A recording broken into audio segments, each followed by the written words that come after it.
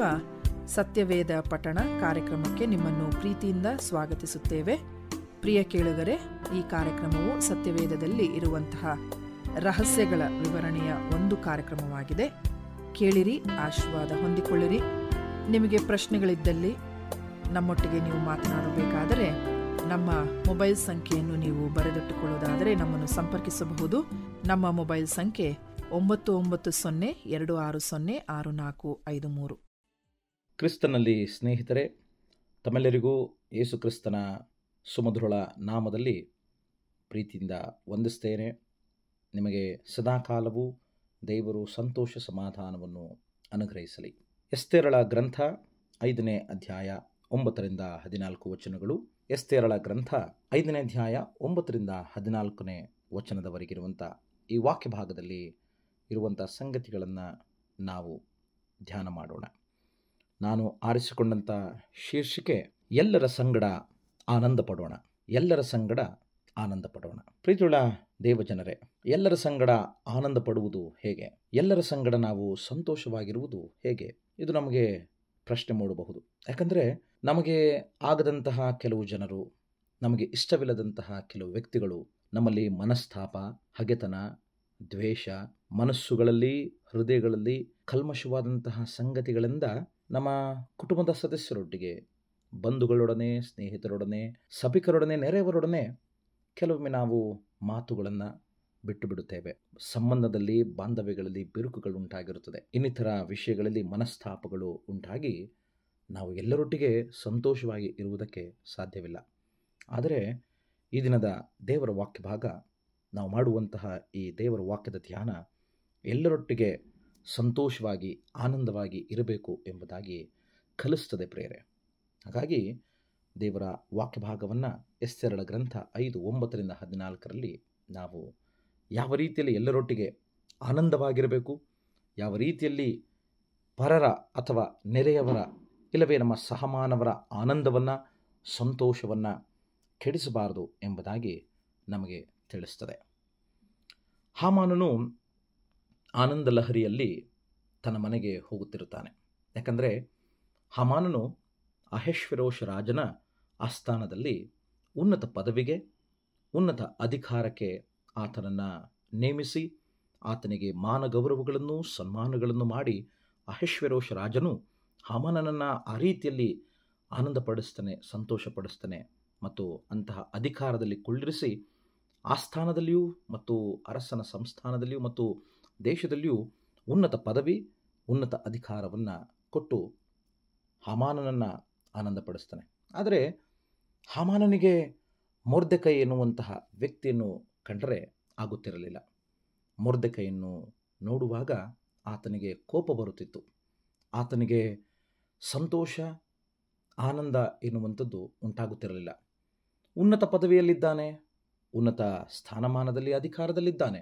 ಆದರೆ ಮೊರ್ದೆಕೈ ಎನ್ನುವಂಥ ಸಾಮಾನ್ಯ ವ್ಯಕ್ತಿಯನ್ನು ಕಂಡಾಗ ಮಾತ್ರ ಹಾಮಾನನಿಗೆ ತಾನು ಎಷ್ಟೇ ಉನ್ನತ ಪದವಿಯಲ್ಲಿ, ಉನ್ನತ ಅಧಿಕಾರದಲ್ಲಿ, ಸ್ಥಾನಮಾನದಲ್ಲಿದ್ದರೂ ಕೋಪ ಬರುತ್ತಿತ್ತೆ ವಿನಃ ಸಂತೋಷ ಇರಲಿಲ್ಲ, ಆನಂದ ಇರಲಿಲ್ಲ, ಮುಗುಳ್ನಗೆ ಎನ್ನುವಂಥದ್ದು ಇರಲಿಲ್ಲ.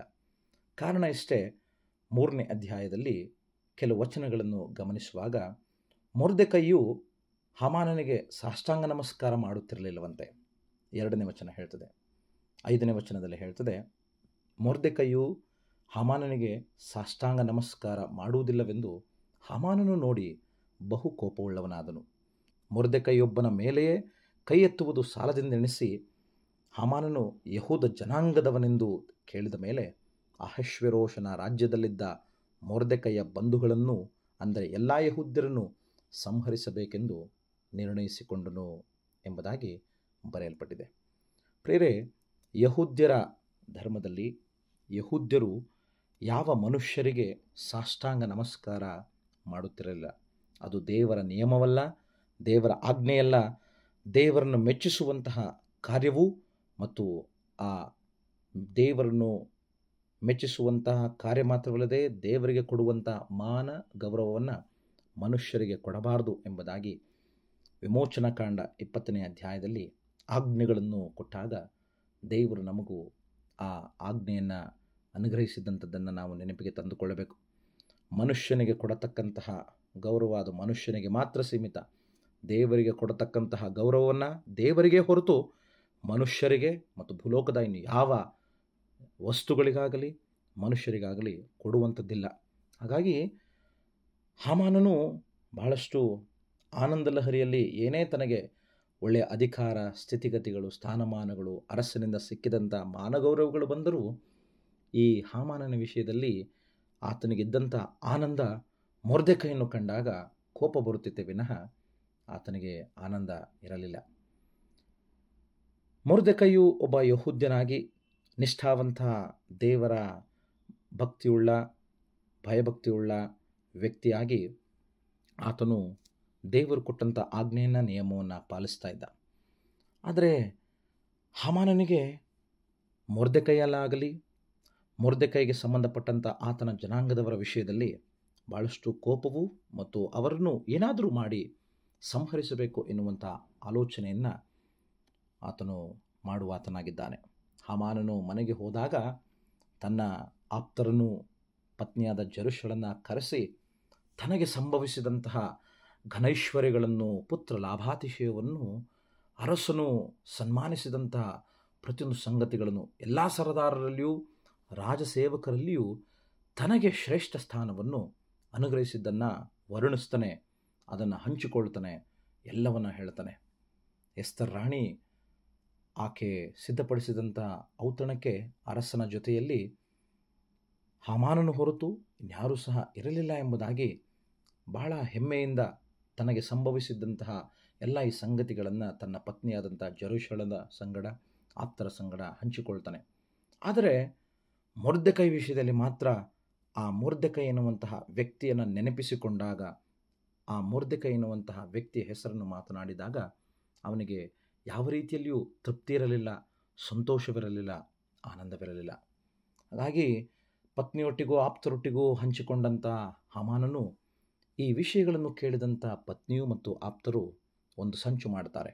ಅದೇನೆಂದರೆ, ಅರಸನಾದಂಥ ಅಹಷ್ವೇರೋಷನ ಆದೇಶವನ್ನು ಮತ್ತು ಅಪ್ಪಣೆಯನ್ನು ಪಡೆದು 50 ಮೊಳ ಎತ್ತರವಾದ ಒಂದು ಗಲ್ಲು ಮರವನ್ನು ಸಿದ್ಧ ಮಾಡಿಸಿ, ನಾಳೆ ಅರಸನ ಅಪ್ಪಣೆಯನ್ನು ಪಡೆಕೊಂಡು ಮೊರ್ದೆಕೈಯನ್ನು ಅದಕ್ಕೆ ನೇತು ಹಾಕಿಸಬೇಕು, ಆಮೇಲೆ ನೀನು ಸಂತೋಷದಿಂದ ಅರಸನ ಜೊತೆಯಲ್ಲಿ ಔತಣಕ್ಕೆ ಹೋಗಬಹುದು ಎಂದು ಹೇಳಿದರು. ಹಾಮಾನನು ಈ ಮಾತಿಗೆ ಮೆಚ್ಚಿ ಗಲ್ಲು ಮರವನ್ನು ಸಿದ್ಧ ಮಾಡಿಸ್ತಾನೆ. 5ನೇ ಅಧ್ಯಾಯದ 14ನೇ ವಚನದಲ್ಲಿ ಇದು ಬರೆಯಲ್ಪಟ್ಟಂಥ ಮಾತು. ಪ್ರಿಯರೇ, ಒಬ್ಬ ಉನ್ನತ ಸ್ಥಾನ, ಉನ್ನತ ಸ್ಥಿತಿಗತಿಗಳು, ಉನ್ನತ ಅಧಿಕಾರದಲ್ಲಿ ಒಳ್ಳೆಯ ಪಟ್ಟಕ್ಕೆ ಬಂದಂತಹ ಒಬ್ಬ ವ್ಯಕ್ತಿ ಒಬ್ಬನ ಸಂತೋಷಕ್ಕಾಗಿ, ಒಬ್ಬನ ಆನಂದಕ್ಕಾಗಿ, ಒಬ್ಬನ ತೃಪ್ತಿಗೋಸ್ಕರವಾಗಿ ಇನ್ನೊಬ್ಬರನ್ನು ಬಲಿಪಶು ಮಾಡುವಂಥದ್ದು ಅಥವಾ ಬಲಿಯಾಗಿಸುವಂಥದ್ದು, ಬಲಿಗೆ ಅಥವಾ ಕೇಡಿಗೆ ತುತ್ತು ಮಾಡುವಂಥದ್ದು ಎಷ್ಟು ರೀತಿಯಲ್ಲಿ ಸರಿ ಎಂಬುದಾಗಿ ಪ್ರಶ್ನೆ ಮಾಡಿಕೊಳ್ಳಬೇಕು ನಾವು. ಉನ್ನತ ಅಧಿಕಾರದಲ್ಲಿ ಅಥವಾ ಅಧಿಕಾರಯುತವಾಗಿ ನಮಗೆ ಸಂಭವಿಸುವಂತಹ ಪ್ರತಿಯೊಂದು ಸಂದರ್ಭದಲ್ಲಿ ನಾವು ಅಧಿಕಾರದಲ್ಲಿ ಉನ್ನತ ಸ್ಥಾನಮಾನದಲ್ಲಿದ್ದಾಗ ನಾವು ಎಲ್ಲರ ಸಂಗಡ ಸಂತೋಷದಿಂದ, ಎಲ್ಲರ ಸಂಗಡ ಬಳಕೆಯಿಂದ, ಎಲ್ಲರೊಟ್ಟಿಗೆ ಪ್ರೀತಿಯಿಂದ, ಅನ್ಯೋನ್ಯತೆ ಐಕ್ಯತೆಯಿಂದ ಬದುಕುವುದು ಹೇಗಿರುತ್ತದೆ. ಆದರೆ ಇಂತಹ ಹಾಮಾನನಂತಹ ಕುಯುಕ್ತಿ ಕುತಂತ್ರ ಮಾಡುವಂಥದ್ದು ಹೇಗಿರುತ್ತದೆ ಪ್ರಶ್ನೆ ಮಾಡಿಕೊಳ್ಳಬೇಕು ಪ್ರಿಯರೇ. ಹೇಗೂ ತನ್ನ ಪತ್ನಿ ಆಪ್ತರೊಡನೆ ಸಂಚು ಮಾಡಿ ಮೊರ್ದೆಕೈಯನ್ನು ಗಲ್ಲು ಮರಕ್ಕೆ ಹಾಕಿಸಿ ಅವನನ್ನು ಸಾಯಿಸಬೇಕು, ಸಂಹಾರ ಮಾಡಬೇಕು ಎನ್ನುವಂಥದ್ದು ಆಲೋಚನೆಯೊಟ್ಟಿಗೆ ಆತನ ಪರಿವಾರದವರನ್ನು, ಯಹೂದ್ಯ ಜನಾಂಗದ ಪ್ರತಿಯೊಬ್ಬ ಸದಸ್ಯರನ್ನು ಸಂಹಾರ ಮಾಡಬೇಕು ಎಂಬುದಾಗಿ ಇಲ್ಲಿ ಉಪಾಯ ಮಾಡ್ತಾನೆ. ಹಾಮಾನನು ಮೊರ್ದೆಕೈಯನ್ನು ಸಂಹರಿಸಬೇಕು, ಆತನ ಪರಿವಾರದವರನ್ನು ಸಂಹರಿಸಬೇಕು ಎಂಬುದಾಗಿ ಉಪಾಯ ಮಾಡಿಕೊಂಡು ಅರಸನ ಬಳಿಗೆ ಹೋಗ್ತಾನೆ. ಆದರೆ ಅದು ಸಾಧ್ಯವಾಗದೆ ಹೋಗುತ್ತದೆ ಮತ್ತು ಆ ಉಪಾಯವು, ಸಂಚು, ಕುಯುಕ್ತಿಯು ನೆರವೇರುವುದಿಲ್ಲ. ಯಾಕಂದರೆ ಆತನು ಮೊರ್ದೆಕೈಯನ್ನು ಸನ್ಮಾನಿಸುವಂತಹ ಪರಿಸ್ಥಿತಿಗೆ ಅರಸನಾದಂಥ ಅಹಷ್ವೇರೋಷನೇ ಹಾಮಾನನಿಗೆ ಹೇಳುವುದರಿಂದ ಹಾಮಾನನು ಶೋಕಾರ್ಥನಾಗಿ 6ನೇ ಅಧ್ಯಾಯದಲ್ಲಿ ಬರೆಯಲ್ಪಟ್ಟಂಥ 12ನೇ ವಚನದಿಂದ ಪುನಃ ತನ್ನ ಹೆಂಡತಿ ಮತ್ತು ಆಪ್ತರ ಬಳಿಗೆ ಬರುವಾಗ ಅಲ್ಲಿ ಹೆಂಡತಿಯು ತನ್ನ ಪತಿಯಾದಂಥ ಹಾಮಾನನಿಗೆ ಹೇಳ್ತಾಳೆ, ಯಾವನ ಮುಂದೆ ನಿನ್ನ ಪತನವು ಪ್ರಾರಂಭವಾಯಿತೋ ಆ ಮನುಷ್ಯನು ಯಹೂದ ಸಂತಾನದವನಾಗಿದ್ದರೆ ನೀನು ಗೆಲ್ಲಲಾರಿ, ಅವನ ಮುಂದೆ ಬಿದ್ದು ಹಾಳಾಗುವಿ ಅನ್ನುತ್ತಾಳೆ.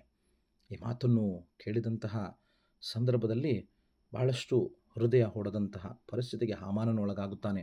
7ನೇ ಅಧ್ಯಾಯದ 10ನೇ ವಚನದಲ್ಲಿ ಹಾಮಾನನನ್ನು ಮೊರ್ದೆಕೈಗೋಸ್ಕರ ಸಿದ್ಧ ಮಾಡಿದ ಗಲ್ಲಿಗೆ ಹಾಕಿದರು, ಅರಸನ ಕೋಪವು ಶಾಂತವಾಯಿತು ಎಂಬುದಾಗಿ ಅಲ್ಲಿ ಬರೆಯಲ್ಪಟ್ಟಿದೆ. ಹಾಮಾನನು ಒಬ್ಬನನ್ನು ಸಂಹರಿಸಿ, ಒಂದು ಜನಾಂಗವನ್ನು ಸಂಹರಿಸಿ, ತನ್ನ ಆನಂದವನ್ನು, ತನ್ನ ಸಂತೃಪ್ತಿಯನ್ನು, ತನ್ನ ಸಂತೋಷವನ್ನು ಹೆಚ್ಚಾಗಿಸಿಕೊಳ್ಳಬೇಕು ಎಂಬುದಾಗಿ ಕುಯುಕ್ತಿ ಕುತಂತ್ರ ಮಾಡಿದ ತನ್ನ ಪತ್ನಿಯೊಡನೆ, ತನ್ನ ಆಪ್ತರೊಡನೆ. ಆದರೆ ಅದು ಸಾಧ್ಯವಾಗದೇ ಹೋಯಿತು. ಯಾಕಂದರೆ ಆತನು ಆಲೋಚನೆ ಮಾಡಿದಂತಹ ರೀತಿ, ಆತನ ಹೃದಯ ಒಳ್ಳೆಯದಾಗಿರಲಿಲ್ಲ. ಮತ್ತೊಬ್ಬನ ಸಮಾಧಿಗಳ ಮೇಲೆ ತನ್ನ ಅರಮನೆಯನ್ನು ಕಟ್ಟಬೇಕು ಎನ್ನುವಂತಹ ಆಲೋಚನೆಯನ್ನು ಹಾಮಾನನು ಮಾಡಿಕೊಂಡ. ಅಧಿಕಾರದಲ್ಲಿ, ಸ್ಥಾನಮಾನದಲ್ಲಿ, ಶ್ರೇಷ್ಠವಾದಂಥ ಸ್ಥಿತಿಯಲ್ಲಿ ಇದ್ದಂತಹ ಒಬ್ಬ ವ್ಯಕ್ತಿ ಇಂತಹ ಕಾರ್ಯ ಮಾಡುವಂಥದ್ದು ಸರಿಯಲ್ಲ ಎಂಬುದಾಗಿ ವಾಕ್ಯಭಾಗ ನಮಗೆ ತೋರಿಸ್ತದೆ.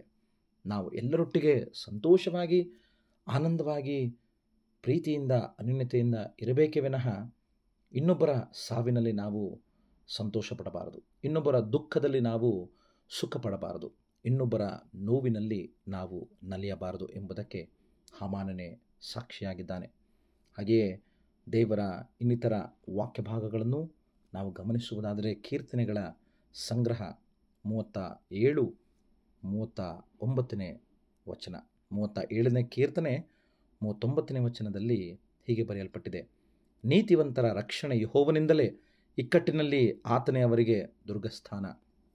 ಇಕ್ಕಟ್ಟು ಸಂಭವಿಸಿದಂಥ ಯಹೂದ್ಯರಿಗೂ ಮೊರ್ದೆಕೈಗೂ, ಆ ನೀತಿವಂತರಾಗಿ ಬಾಳುತ್ತಿದ್ದಂತಹ ಆ ಯಹೂದ ಸಂತಾನದವರಿಗೂ ಮೊರ್ದೆಕೈಗೂ ಯೆಹೋವನೇ ರಕ್ಷಿಸಿ ಹಾಮಾನನಿಗೆ ದುರ್ಗತಿಯನ್ನುಂಟು ಮಾಡಿ ಮೊರ್ದೆಕೈಗೆ ಒಳ್ಳೆಯ ಗತಿಯನ್ನು ಏರ್ಪಡಿಸ್ತಾನೆ. ಮಾತ್ರವಲ್ಲದೆ 27ನೇ ವಚನ ಹೇಳ್ತದೆ, ಕೆಟ್ಟದ್ದಕ್ಕೆ ಹೋಗದೆ ಒಳ್ಳೆಯದನ್ನೇ ಮಾಡು, ಆಗ ನೀನು ಯಾವಾಗಲೂ ದೇಶದಲ್ಲಿ ವಾಸವಾಗಿರುವೆ ಎಂಬುದಾಗಿ. ಕೆಟ್ಟದ್ದನ್ನು ಮಾಡಿದಂಥ ಹಾಮಾನನು ಆತನು ಸಿದ್ಧಪಡಿಸಿದಂಥ ಗಲ್ಲಿಗೆ ಆತನೇ ಸಿಕ್ಕಿಕೊಂಡು ಸತ್ತು ಹೋದ. ಒಳ್ಳೆಯದನ್ನು ಬಯಸಿದಂಥ ಎಸ್ತರ್ ರಾಣಿ, ದೇವರನ್ನು ಆಶ್ರಯಿಸಿಕೊಂಡಂಥ ಎಸ್ತರ್ ರಾಣಿ, ದೇವರ ಆಶ್ರಯದಲ್ಲಿ, ಉಪವಾಸದಲ್ಲಿ ಮತ್ತು ದೇವರನ್ನು ಆಶ್ರಯಿಸಿಕೊಂಡಂಥ ಮೊರ್ದೆಕೈ ಮತ್ತು ಇಡೀ ಯಹೂದ ಸಂತಾನದವರಿಗೆ ಅಲ್ಲಿ ಜೀವ ಉಳಿಯುವಂತೆ ದೇವರು ಅಂತಹ ಕಾರ್ಯವನ್ನು ಮಾಡುವಾತನಾಗಿದ್ದಾನೆ. ಇದು ಮಾತ್ರವಲ್ಲದೆ ಜ್ಞಾನೋಕ್ತಿಗಳ ಗ್ರಂಥ 26ನೇ ಅಧ್ಯಾಯ 27ನೇ ವಚನ, ಜ್ಞಾನೋಕ್ತಿ 26 ಮತ್ತು 27ನೇ ವಚನದಲ್ಲಿ ಹೀಗೆ ಬರೆಯಲ್ಪಟ್ಟಿದೆ: ಗುಂಡಿಯನ್ನು ತೋಡುವವನು ತಾನೇ ಅದರಲ್ಲಿ ಬೀಳುವನು, ಹೊರಳಿಸುವವನ ಮೇಲೆಯೇ ಕಲ್ಲು ಹೊರಳುವುದು ಎಂಬುದಾಗಿ ವಚನ ತಿಳಿಸ್ತದೆ. 27ನೇ ಅಧ್ಯಾಯ 27ನೇ ಅಧ್ಯಾಯದಲ್ಲಿ ಕಂಡುಬರುವಂತಹ ಮತ್ತೊಂದು ಮಾತನ್ನು ಗಮನಿಸಬೇಕಾದಂಥ ಸಂಗತಿ 18ನೇ ವಚನದಲ್ಲಿ ಸನ್ಮಾರ್ಗಿಗೆ ಉದ್ಧಾರ, ವಕ್ರ ಮಾರ್ಗಿಗೆ ತಟ್ಟನೆ ಪತನ ಎಂಬುದಾಗಿ. ವಕ್ರ ಮಾರ್ಗವನ್ನು ಹಿಡಿದಂತಹ ಹಾಮಾನನಿಗೆ ತಟ್ಟನೆ ಪತನವಾಗ್ತದೆ, ಆತನ ಪ್ರಾಣವೂ ಸಹ ಕಳ್ಕೊಳ್ಳುವಂಥ ಪರಿಸ್ಥಿತಿಗೆ ಬರ್ತದೆ. ಸನ್ಮಾರ್ಗದಲ್ಲಿ ಇದ್ದಂಥ ಎಸ್ತರ್ ರಾಣಿಗೂ ಮೊರ್ದೆಕೈಗೂ ಆತನ ಪರಿವಾರದವರಿಗೂ ಒಳ್ಳೆಯ ಸ್ಥಿತಿ ಮತ್ತು ರಾಜ್ಯ ಸ್ಥಾನದಲ್ಲಿ ಮತ್ತು ಅರಸನ ಸ್ಥಿತಿಗತಿಗಳಲ್ಲಿ ಆ ಸ್ಥಾನದಲ್ಲಿ ಉನ್ನತ ಪದವಿಯು, ಮಾನ ಗೌರವಗಳು ದೊರಕಿತು. 24ನೇ ಅಧ್ಯಾಯದ 29ನೇ ವಚನ, ಜ್ಞಾನೋಕ್ತಿಗಳ ಗ್ರಂಥ 24ನೇ ಅಧ್ಯಾಯದ 29ನೇ ವಚನ: ಅವನು ನನಗೆ ಮಾಡಿದಂತೆ ನಾನು ಅವನಿಗೆ ಮಾಡುವೆನು, ಅವನು ಮಾಡಿದ್ದಕ್ಕೆ ಸರಿಯಾಗಿ ಮುಯಿ ತೀರಿಸುವೆನು, ಅಂದುಕೊಳ್ಳಬೇಡ ಎಂಬುದಾಗಿ ಹೇಳ್ತದೆ. ಹಾಗಾಗಿ ನನಗೆ ಸಂತೋಷವಿಲ್ಲ, ಆತನಿಗೂ ಸಹ ಸಂತೋಷವಿರಬಾರದು. ನನಗೆ ನಲಿವಿಲ್ಲ, ಆತನಿಗೂ ನಲಿವು ಇರಬಾರದು. ನಾನು ಸಂತೃಪ್ತಿಯಲ್ಲಿಲ್ಲ, ಆತನು ಸಹ ಸಂತೃಪ್ತಿಯಲ್ಲಿ ಇರಬಾರದು. ನನಗೆ ಸಮಾಧಾನವಿಲ್ಲ, ಆತನಿಗೂ ಸಮಾಧಾನವಿರಬಾರದು. ಈ ರೀತಿಯಾದಂಥ ಆಲೋಚನೆಯನ್ನು ಬಿಟ್ಟು ನನಗೆ ಸುಖವಿರಲಿ ಇಲ್ಲದಿರಲಿ, ಒಳ್ಳೆಯದಾಗಲಿ ಆಗದೇ ಇರಲಿ, ಸಮಾಧಾನವಿರಲಿ ಇಲ್ಲದಿರಲಿ, ಆನಂದ ಸಂತೋಷ ಇದ್ದರೂ ಸರಿಯೇ ಇಲ್ಲದಿದ್ದರೂ ಸರಿಯೇ, ಪರರು, ನೆರೆಯವರು, ಸಹಮಾನವರು ಸುಖ ಸಂತೋಷ ನಲಿವಿನಲ್ಲಿ, ಆನಂದದಲ್ಲಿ, ತೃಪ್ತಿಯಲ್ಲಿ, ಸಮಾಧಾನದಲ್ಲಿ ಒಳ್ಳೆಯದಾಗಲಿ ಎನ್ನುವಂತಹ ಬಯಕೆ, ಅದರ ಪ್ರಯತ್ನ, ಅದಕ್ಕೋಸ್ಕರವಾಗಿ ನಾವು ಜೀವಿಸುವಂಥದ್ದು ಬಹಳ ಮುಖ್ಯವಾದದ್ದು. 24ನೇ ಅಧ್ಯಾಯ ಜ್ಞಾನೋಕ್ತಿಗಳ ಗ್ರಂಥ 12ನೇ ವಚನದಲ್ಲಿ ಹೀಗೆ ಬರೆಯಲ್ಪಟ್ಟಿದೆ, ನಿನ್ನ ಆತ್ಮವನ್ನು ಕಾಯುವಾತನು ತಿಳಿಯುವುದಿಲ್ಲವೋ? ಪ್ರತಿಯೊಬ್ಬನ ಕರ್ಮಕ್ಕೆ ಪ್ರತಿಫಲವನ್ನು ಕೊಡದೆ ಬಿಟ್ಟಾನೆ. ನಾವು ಮಾಡುವಂಥ ಕರ್ಮಗಳಿಗೆ ತಕ್ಕ ಪ್ರತಿಫಲವನ್ನು ನಮಗೆ ದೇವರು ಕೊಟ್ಟೇ ಕೊಡ್ತಾನೆ. ಯಾರ ಸಾವಿನಲ್ಲಿ ಸಂತೃಪ್ತಿ ಪಡಬೇಕು, ಸಂತೋಷ ಪಡಬೇಕು ಎಂಬುದಾಗಿ ಹಾಮಾನನು ನೆನೆಸಿದನೋ, ಅದೇ ಸಂತೃಪ್ತಿ ಇಲ್ಲದೆ, ಸಂತೋಷವಿಲ್ಲದೆ, ಆನಂದವಿಲ್ಲದೆ ತಾನು ಸಿದ್ಧ ಮಾಡಿದಂತಹ 50 ಮೊಳ ಎತ್ತರವಾದಂಥ ಗಲ್ಲು ಮರದಲ್ಲಿ ತಾನೇ ಸಿಕ್ಕಿ ಹಾಕಿಕೊಂಡು ಸತ್ತು ಹೋಗ್ತಾನೆ. ಪ್ರಿಯರೇ, ನಮ್ಮ ಬದುಕನ್ನು ಆಲೋಚನೆ ಮಾಡುವ. ನಮ್ಮ ಬದುಕು ಎಷ್ಟರ ಮಟ್ಟಿಗೆ ಸಂತೋಷದಲ್ಲಿದೆ? ನಾವು ನಮ್ಮ ಸಹಮಾನವರೊಟ್ಟಿಗೆ, ಕುಟುಂಬದವರೊಟ್ಟಿಗೆ, ಬಂಧುಗಳೊಟ್ಟಿಗೆ, ಸಭಿಕರೊಟ್ಟಿಗೆ, ನೆರೆಯವರೊಟ್ಟಿಗೆ, ಸಹೋದ್ಯೋಗಿಗಳೊಟ್ಟಿಗೆ ಎಷ್ಟರ ಮಟ್ಟಿಗೆ ನಾವು ಸಂತೋಷ, ಸಮಾಧಾನ, ಸಂತೃಪ್ತಿ, ಆನಂದ, ಪ್ರೀತಿ, ಅನ್ಯೋನ್ಯತೆ, ಐಕ್ಯತೆಯಲ್ಲಿದ್ದೇವೆ ಎಂಬುದನ್ನು ನಾವು ಪ್ರಶ್ನೆ ಮಾಡಿಕೊಳ್ಳೋಣ. ಮೊರ್ದೆಕೈಯಂತೆ, ಎಸ್ತೇರಳಂತೆ ಕಷ್ಟದ ಸಂದರ್ಭದಲ್ಲಿ, ಇಕ್ಕಟ್ಟಿನ ವೇಳೆಯಲ್ಲಿ ದೇವರನ್ನು ಆಶ್ರಯಿಸಿಕೊಂಡು, ದೇವರ ಬಳಿ ಇದ್ದುಕೊಂಡು ಸನ್ಮಾರ್ಗವನ್ನು ಆಲೋಚನೆ ಮಾಡುತ್ತಾ ಸನ್ಮಾರ್ಗದಲ್ಲೇ ನಾವು ಇರುವುದಾದರೆ, ದೇವರು ನಮಗೆ ನಮ್ಮ ಇಕ್ಕಟ್ಟಿನ ಸಂದರ್ಭದಲ್ಲಿ, ಕಷ್ಟದ ವೇಳೆಯಲ್ಲಿ ವಿಶೇಷ ಸಹಾಯಕನಾಗಿ ವಿಶೇಷ ರಕ್ಷಣೆಯನ್ನು ತೋರ್ಪಡಿಸಿ ನಮ್ಮನ್ನು ಮೇಲಕ್ಕೆತ್ತಾನೆ, ಉದ್ಧರಿಸ್ತಾನೆ. ನಾವು ಆತನ ವಾಕ್ಯವನ್ನು ಕೈಕೊಂಡು ಒಳ್ಳೆಯದನ್ನೇ ಮಾಡುವುದಾದರೆ, ಆ ಒಳ್ಳೆಯದರ ಫಲವಾಗಿ ನಾವು ಬಹುಕಾಲ ದೇಶದಲ್ಲಿ ಬಾಳುವಂಥವರಾಗಿರ್ತೇವೆ. ಒಳ್ಳೆಯದಕ್ಕೆ ಪ್ರತಿಯಾಗಿ ಒಳ್ಳೆಯದು ಹಿಂತಿರುಗಿ ಬರುತ್ತದೆ. ಸನ್ಮಾರ್ಗಕ್ಕೆ ಪ್ರತಿಯಾಗಿ ಸನ್ಮಾರ್ಗವು ಅದರ ಫಲವನ್ನು ನಾವು ಅನುಭವಿಸ್ತೇವೆ. ಕೆಟ್ಟ ಮಾರ್ಗಕ್ಕೆ, ವಕ್ರ ಮಾರ್ಗಕ್ಕೆ ನಮಗೆ ಪತನವು, ದುಃಖವು, ಸಂಕಟವು, ಇಕ್ಕಟ್ಟು ಇನ್ನಷ್ಟು ಹೆಚ್ಚಾಗುತ್ತಲೇ ಹೋಗುತ್ತದೆ.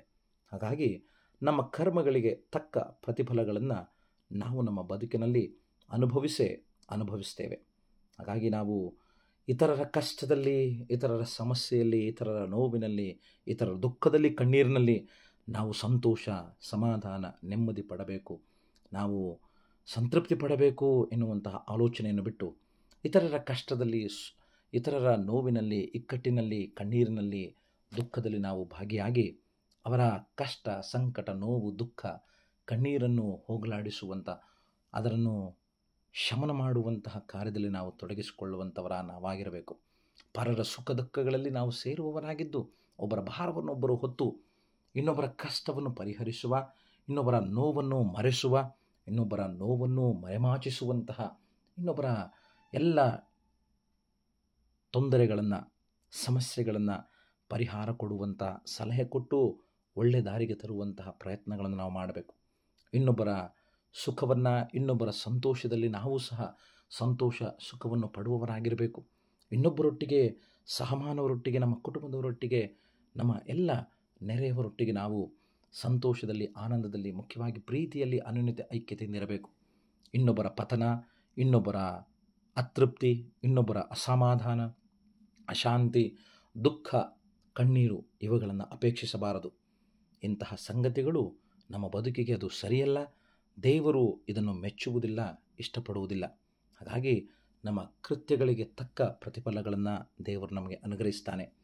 ಮೊರ್ದೆಕೈಯಂತಹ, ಎಸ್ತೇರಳಂತಹ ಕಷ್ಟದ ಸಮಸ್ಯೆಯಲ್ಲಿ ಮತ್ತು ಇಕ್ಕಟ್ಟಿನ ವೇಳೆಯಲ್ಲಿ ದೇವರನ್ನು ಆತುಕೊಂಡು ಅವಲಂಬಿಸಿ ದೇವರ ಮೊರೆ ಹೋಗುವಾಗ, ಉಪವಾಸವಿದ್ದು ನಾವು ಮೊರೆ ಹೋಗುವಾಗ ನಮಗೆ ದೇವರು ಸದುತ್ತರವನ್ನು ಕೊಡುತ್ತಾನೆ.